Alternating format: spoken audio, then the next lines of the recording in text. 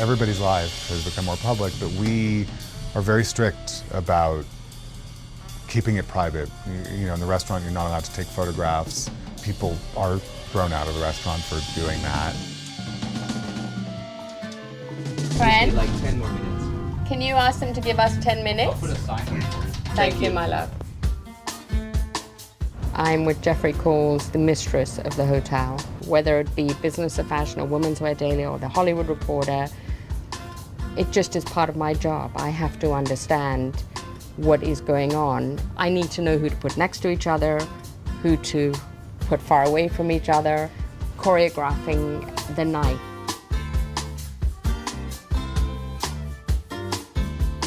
People get inspired by working here. We are like one big family. I think the owner being on site is a big part of that. They see how I'm not only obsessed with the bottom line and how I'm more obsessed with the customer experience. I refer to myself as a court jester because at 6 o'clock when you go to the front and you open that curtain, then that's when you kind of really feel, okay, it's more than just open for business. Hospitality is being hospitable and making people feel welcome and going out of your way. So if there's guidelines, you can never do that. For me, it's a place where I feel completely and utterly at home. I call the Sunset Tower a woman. I refer to her as a she. She's turning 90 next year. Like every good Hollywood starlet, yes, she has had some work done. I always call myself a hotel whisperer. I'm really a Sunset Tower whisperer, though, because I'm listening to her. I think the Sunset Tower fulfills this sort of fantasy of old Hollywood and what Hollywood was in the 30s and 40s. It's a safe haven, and anything can happen, and it does.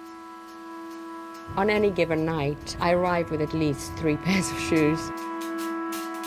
I start flat, I go very, very high, and then I go to the middle ground toward the end of the night. We're truly one of the last, I'd say, mom and pop hotels that exist, and it comes across very much in the staff. It's fun to work here, and there's no scripted, may I enhance your day, there's no corporate stuff. The beauty of the hotel is that it's very personal. We like knowing people, we like having them come back again and again and again. I think it takes people back to a time when people were kinder and there was such a thing as dignity and decorum and honor, and so I think that one feels like they're in this sort of beautiful movie and they're able to play out these roles.